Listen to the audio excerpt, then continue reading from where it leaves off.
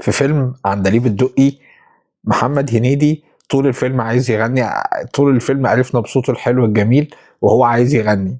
يا عم انت صوتك وحش، الناس تحدفه بالكراسي وهو برضه مصمم ان هو يغني. لا انا هولع في نفسي، انا لازم اغني. الناس تسيبه وتمشي برضه لازم اغني. وهو مصمم، هو شايف ان هو موهوب وهو فنان وبتاع، لحد ما جت جدته كده وامه صدمته، اللي هو انت فوق يا موهوب انت صوتك وحش. هو برضه مش عايز يصدق ان هو صوته وحش، فراح لليفل تاني.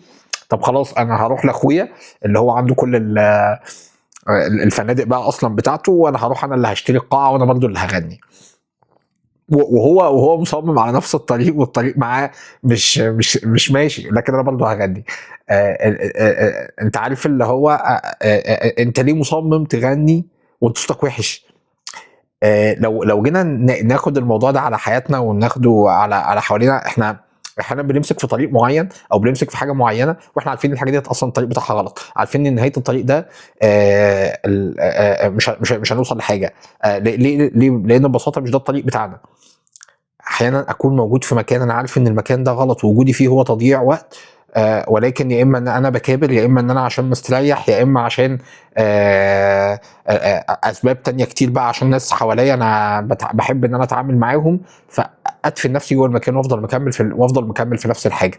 احيانا عايز اطلع من مكاني. خدوا بالكم ان في دراسه بتقول ان اغلب الناس اللي اترقت عشان الموهبه بتاعتهم في حته معينه فشلوا بعد الترقيه. انا مش فاكر الرقم كام، بس كان رقم حاجه و70%. اللي هو الاقي حد عندي لعيب شاطر بيبيع مثلا مبيعات، مثلا بياع شاطر وحلو، الاقيه خليه تيم ليدر.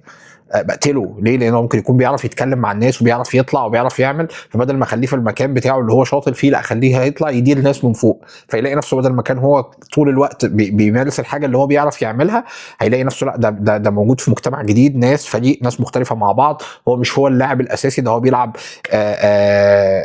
بيلعب ورا الكواليس. هو بس دوره ان هو يسبورت الناس، بدل ما هو كان هو اللي كان بيلاقي السبورت من حد تاني. فبيلاقي نفسه بدات الحته بتاعته اللي كان مميز فيها تبدا، بدات المكان اللي كان موجود فيه يبدا ان هو ينهار. احنا كتير من اختياراتنا بتبقى نفس الفكره. وخدوا بالكم ان في فرق كبير قوي بين فكره ان انا اصلا المعانده والمثابره. ليه؟ لان المثابره ديت معناها ان انا بطلع سلم بشكل تدريجي وعارف انا او مش عارف حتى، بس انا بوصل فيه وبشوف نتائج. لكن المعانده ان انا بعمل حاجه وكل مره بتدي نفس النتائج، وكل المؤشرات بتقول لي ان انا ماشي في طريق غلط، وبرضه وبرضه انا مصمم ان انا اكمل في نفس الحاجه لايا كانت الاسباب ايه هي. عارفين كان الفيلم بتاع غبي منه فيه بتاع هاني رمزي، لما هو عايز يبقى حرامي، خلاص هو شايف ان هو اكتشف نفسه وطريقه خلاص ان هو يبقى حرامي. لما خلاص عمل قصة نجاح وهو حرامي، عمل ايه؟ راح سرق فلوس، الفلوس دي لا في الاخر بيقول له دي فلوس تبرعات. فانت متخيل دي ليه؟ لان هو في الاخر ده مش ملعبه، انت بتلعب في حته مش بتاعتك. انت مصمم ان انت تكمل في الحاجه او الطريق اللي هو اصلا مش الطريق بتاعك. وعايز تشفت عن حاجه انت اوريدي ناجح فيها. موظف يبقى شاطر جدا عايز يترقى ترقيه معينه، الترقيه دي تقتله. حد مدير كان مدير كان موجود في مكان معين، وهو يعني ماشي غلط، وكل المؤشرات بتقول له ان هو غلط، او هو موهوب لان هو حجمه اكبر من الحاجه اللي هو موجود فيها، ولكن لانه مستريح في المكان اللي هو موجود يفضل موجود في نفس الحاجه، في نفس الموضوع لفتره طويله جدا. الفكره هنا اللي انا عايز اوصلها النهارده، اوعى تكون بتغني غلط، اوعى تكون مصمم ان انت تغني وانت صوتك وحش، اوعى يكون الحاجه اللي انت صوتك فيها حلو، الحاجه اللي هي بتاعتك، اللي هي ملعبك، اللي انت شايف نفسك ان انت حققت فيها حاجه كويسه، محقق فيها نتيجه كويسه، وتفكر ان انت بس لمجرد ان هو احيانا برضو بيبقى لها عناوين تانية، عارفين اللي هو ايه، انا عايز اكتشف شغفي فاروح سايب الحاجه اللي انا مميز فيها وحققت فيها حاجه معينه عشان ابدا حاجه تانية جديده. حضرتك انت لا تملك ولا انا املك الرفاهيه الكبيره قوي اللي تخليني ان انا وانا موجود النهارده بشتغل في حاجه معينه اروح اشفت كل ده واهد كل اللي انا بنيته وابدا حاجه تانية من اول وجديد. ده كده اسمه هزار. ليه؟ لان في الاخر انت عارف في هرم اسمه هرم ماسلو كده للاحتياجات. هو الهرم اصلا بيتكلم النقطه اللي بنتكلم فيها اللي هي القمه بتاعه الهرم دي اللي هي الشغف ديت بتبقى اخر حاجه، اخر حاجه في الهرم. لكن انت لما تامن شويه حاجات اساسيات تحت الاول، اول حاجه يقول لك ان انت تامين الاحتياجات الاساسيه، المأكل والمشرب. بعد كده ان انت فكره الامان وان انت تكون عندك امان. بعد كده عندك فكره الدخل المستقل. عندك شويه حاجات اساسيات كلها ليها علاقه باساسيات حياتك. وبعد كده توصل للنقطه اللي انت بتقول فيها ان انا اروح اجرب. فانت ما عندكش الرفاهيه الكبيره قوي ان انت تروح تجرب كل يوم وتكون موجود كل يوم في مكان.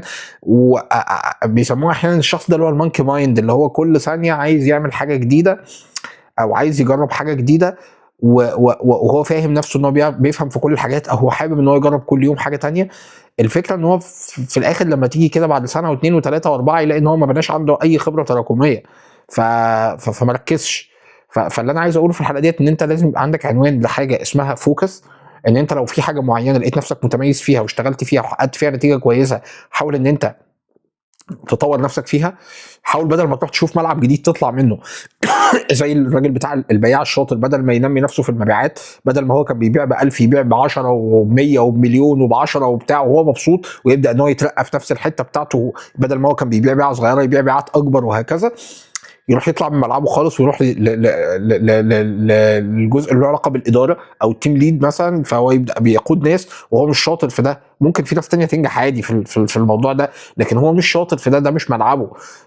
فيروح فيها، فيتقتل في حته، مع ان هو كان له طريق تاني. ولو طور نفسه في المبيعات وعمل وقعد يذاكر كورسات كتير لها علاقه بالمبيعات، وقعد يقرا كتب كتير لها علاقه بالمبيعات، بدل ما بيبيع بيعه صغيره بكره يبيع بيعه متوسطه، بعده يبيع بيعه كبيره، ويبدا ان هو يتطور يبقى من اشهر الناس. النهارده بيشتغل في شركه صغيره يشتغل بكره في شركه اكبر وهكذا.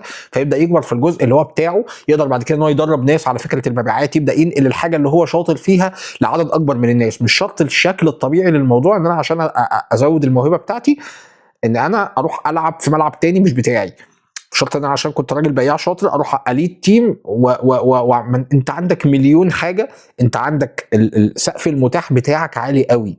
انت ليه عايز تطلع يعني تشوف لك سقف تاني؟ هو السقف اصلا لسه بعيد، فانت لسه ما وصلتش لقمه السقف. لما تبقى توصل لقمه السقف معناها ان انت خلصت كل العلم اللي فيه وخلصت كل الفرص اللي متاحه فيه. ابقى روح جرب في حاجه تانية لما يبقى عندك ساعتها الرفاهيه الكافيه اللي تخليك انك تقدر تعمل ده. لكن طول ما انت ما عندكش الرفاهيه وطول ما انت شايف حاجه معينه انت شاطر فيها، فاوعى تفكر ان انت طبعا ده رايي الشخصي ونصيحتي الشخصيه تروح تلعب في ملعب تاني جديد انت ما تعرفش فيه وما دخلتش فيه قبل كده. خصوصا ان انت الملعب ده هيقتل الموهبه القديمه اللي عندك، لان هو هيبقى عندك تجربه فاشله، وهيسرق منك الوقت، وهيخليك ان انت تدخل في بحر من التجارب الكتير اللي انت مش عارف اخرها ايه.